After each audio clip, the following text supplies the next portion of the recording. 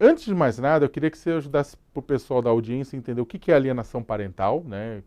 Como é que ela acontece, né? E que você analisasse essa situação.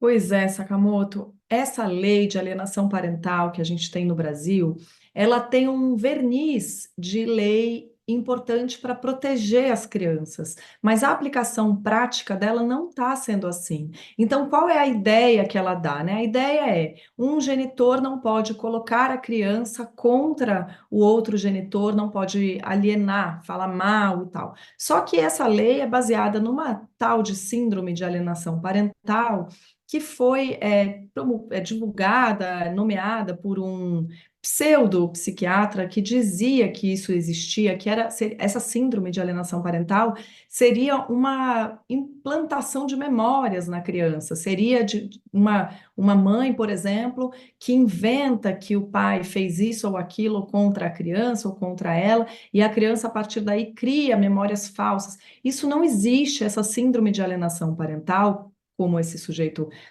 que, aliás, defendia também a pedofilia, é, dizia que existia, não existe. E aí, bom, a gente tem essa lei de alienação parental, que se você não trouxer junto esse contexto de como ela é aprovada e vendida com esse nome, fica parecendo algo positivo para proteger crianças dessa coisa de um pai falar, ou, né, um pai falar mal da mãe, a mãe falar mal do pai, ou seja lá qual for a configuração. Essa lei serviria para proteger ambos os lados. O que a gente vê na prática dessa lei de alienação parental é que muitos pais violentos, pais acusados de violência doméstica, entram com essa lei para dizer que as mães estão inventando, alienando a criança, afastando a criança deles, quando eles são de fato acusados de violência doméstica ou violência sexual contra as próprias crianças. Eu conheço muitos casos de mães que foram à justiça para denunciar pais. A gente sabe que é, infelizmente, comum a violência sexual contra crianças partindo de dentro da própria família, inclusive dos próprios pais, e quando essas mães descobrem e vão denunciar, elas se veem elas sendo acusadas de alienação parental por esses pais, e aí vira uma batalha na justiça em que muito frequentemente as mães estão sendo obrigadas a entregar suas crianças para os violadores, mesmo os violadores sexuais de seus filhos. Então, vocês imaginem essa situação de mães sabendo que a criança foi violentada sexualmente por aquele pai, tendo que entregar esse menino ou essa menina para conviver com os pais. E aí os juízes aqui e ali depende muito do julgador, né, para essa avaliação. Alguns tomam medidas como o pai só pode ficar acompanhado de outro adulto, outro responsável diante daquela criança. Há, enfim, medidas diferentes caso o juiz ou a juíza ache, considere que é importante o pai continuar convivendo com a criança. Nesse caso, então, para a gente falar da Ana Hickman e do Alexandre Correia. Bom, a gente tem um caso aí que foi divulgado nacionalmente. A Ana Hickman fez um boletim de ocorrência e passou pelo corpo de delito no IML. O Alexandre Correia está sendo acusado de violência doméstica e de lesão corporal. Então, houve violência física, assim como houve violência psicológica e moral e patrimonial, todas previstas pela Lei Maria da Penha. Então, essa lei protege, essa lei aprovada no Brasil em 2006, antes da lei de alienação parental, ela protege as mulheres dessas violências todas, sexual, patrimonial, moral, psicológica e física. E também deveria proteger as crianças, né? A gente tem a ideia de que se a mãe apanhou, e no caso que a Ana Hickman, segundo o que aconteceu, segundo ela conta, ela inclusive sofreu violência na frente do seu filho estava em casa.